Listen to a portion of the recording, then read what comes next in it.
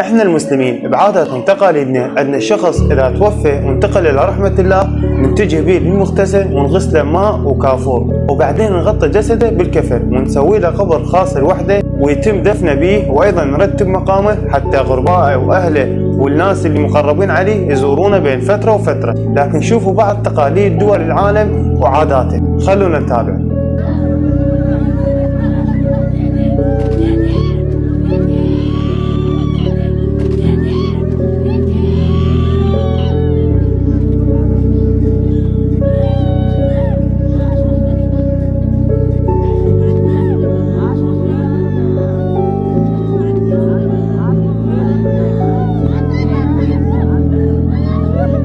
مثل ما شفت، اللهم لك الحمد على نعمة الإسلام. شفت هذه الدول شلون عندها عادات وتقاليد غريبة عجيبة، بحيث هذه الدولة اللي حسب ما ذكرت بتايلاند يقومون بدفن المرأة الحية ويزوجها الميت. الحمد لله وشكر ربي دائما وابدا على نعمة الإسلام. مع السلامة.